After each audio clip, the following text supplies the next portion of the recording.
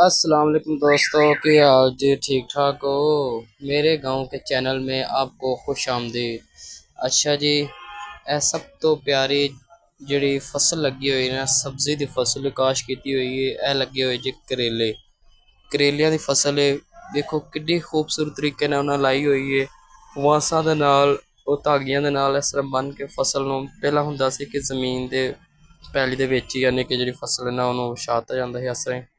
ਪੈਲੀ ਵਿੱਚ ਕਾਸ਼ ਹੁੰਦੀ ਸੀ ਤੇ ਉਂਝ ਤੋੜਦੇ ਹਾਂ, ਉਹਦੇ ਨਾਲ ਜਿਹੜਾ ਸੀ ਨਾ ਗਲ ਬੜੇ ਜਾਂਦੇ ਹਨ, ਕਰੇਲੇ ਖਰਾਬ ਬਹੁਤ ਜ਼ਿਆਦਾ ਹੋ ਜਾਂਦੇ ਸਨ। ਤੇ ਹੁਣ ਇਹਨਾਂ ਨੇ ਇਸ ਤਰ੍ਹਾਂ ਤਰੀਕੇ ਨਾਲ ਨਾ ਜਿਹੜੇ ਵਾਂਸਾਂ ਦੇ ਨਾਲ ਲਾਏ ਹੋਏ ਨੇ। ਔਰ ਉਸ ਤੋਂ ਬਾਅਦ ਇਹ ਵੇਖੋ ਸਾਡੇ ਇਹ ਲੱਗੇ ਜੇ ਤਰਬੂਜ਼ ਵਗੈਰਾ ਲੱਗੇ ਹੋਏ ਨੇ ਸਾਈਡ ਤੇ। ਔਰ ਇਹ ਹੀ ਸਾਡੇ ਗਾਉਂ ਦਾ ਸਾਹਮਣੇ ਜਿਹੜਾ ਤੁਹਾਨੂੰ ਨਜ਼ਰ ਆ ਰਿਹਾ, ਸਾਡੇ ਗਾਉਂ ਦੇ ਵਿੱਚ ਇਹ ਖੂਬਸੂਰਤ ਮਜ਼ਾਰ ਹੈ ਬਾਬਾ ਮੁਤਕੀ ਰਹਿਮਤੁल्लाह अलैह।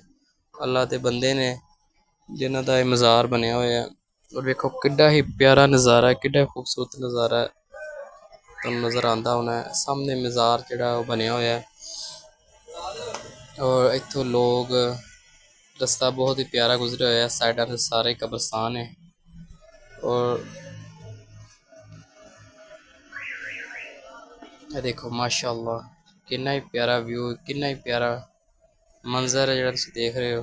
ਠੀਕ ਹੈ, ਉਸ ਤੋਂ ਬਾਅਦ ਇਹ ਕਿ ਜਿਹੜਾ ਏਰੀਆ ਇਹ ਕਬਰਸਤਾਨ ਜਿਹੜਾ। ਅੱਛਾ ਤੇ ਭਾਈਜਾਨ, ਗਰਮੀ ਜਿਹੜੀ ਬਹੁਤ ਜ਼ਿਆਦਾ ਬਹੁਤ ਅਖੇਰੀ ਸੀ। ਅਸੀਂ ਰਸਤੇ ਵਿੱਚ ਜਾਂਦੇ ਨਾਲੇ ਵੀਡੀਓ ਵੀ ਬਣਾ ਲਈਆਂ ਨੇ, ਤੇ ਨਾਲੇ ਤੁਹਾਨੂੰ ਇਨਸ਼ਾਅੱਲਾ ਆਪਣੇ ਪਿੰਡ ਦੇ ਗਾਉਂ ਦੇ ਜੋ ਮੰਜ਼ਰ ਨੇ ਉਹ ਵੀ ਦਿਖਾਏ ਨੇ। ਤੇ ਹੁਣ ਅਸੀਂ ਨਹਾਉਣ ਜਾ ਰਹੇ ਹਾਂ, ਨਹਾਉਣ ਵਾਸਤੇ। ਤੇ ਅਸੀਂ ਇਸ ਘਰੋਂ ਨਿਕਲੇ ਹੋਏ ਸਾਂ। ਬਹੁਤ ਮਜ਼ਾ, ਬਹੁਤ ਇੰਜੋਏ ਕੀਤਾ ਅਸੀਂ ਇਸ ਜਗ੍ਹਾ 'ਤੇ ਆ ਕੇ। ਜਿਹੜਾ ਨਾ ਯਕੀਨ ਕਰੋ ਕਿ ਤੁਸੀਂ ਜਿਹੜਾ ਜਾ ਕੇ ਸਵੀਮਿੰਗ ਪੂਲ 'ਤੇ ਨਹਾਉਂਦੇ ਹੋ ਨਾ, ਸ਼ਹਿਰੀ ਲੋਕ ਜਿੰਨੇ ਵੀ ਨੇ ਸਵੀਮਿੰਗ ਪੂਲ ਵਗੈਰਾ ਜਾਂਦੇ ਨੇ, ਜਾ ਕੇ ਨਹਾਉਂਦੇ ਨੇ। ਔਰ ਉਹਦੇ ਵਿੱਚ ਜਿੰਨਾ ਗੰਦ ਹੁੰਦਾ ਨਾ, ਤੁਹਾਨੂੰ ਕੁਛ ਬਹੁਤ ਜ਼ਿਆਦਾ ਗੰਦ ਉਹਦੇ ਵਿੱਚ ਹੁੰਦਾ। ਪਿਸ਼ਾਬ ਵਿੱਚ ਕਰ ਛੱਡਦੇ ਨੇ ਲੋਕ ਕਿ ਅੱਲਾ ਹੀ ਮਾਫ ਕਰੇ। ਅੱਛਾ ਜੀ, ਅਤੇ ਇਹ ਜਿਹੜਾ ਪਾਣੀ ਹੈ, ਵਾਹ, ਇਸ ਪਾਣੀ ਵਰਗਾ ਪਾਣੀ ਤਾਂ ਕਿਤੇ ਹੋ ਹੀ ਨਹੀਂ ਸਕਦਾ। ਠੰਡਾ ਪਾਣੀ, ਸਾਫ ਸੁਥਰਾ ਪਾਣੀ। ਔਰ ਮਿੰਟ ਮਿੰਟ ਬਾਅਦ ਪਾਣੀ ਜੋ ਇਸ ਦੇ ਵਿੱਚੋਂ ਨਿਕਲਦਾ ਜਾ ਰਿਹਾ, ਗੁਜ਼ਰਦਾ ਜਾ ਰਿਹਾ। ਠੀਕ ਹੈ, ਔਰ ਪਿਛਲਾ ਪਾਣੀ ਬਿਲਕੁਲ ਸਾਫ ਹੈ।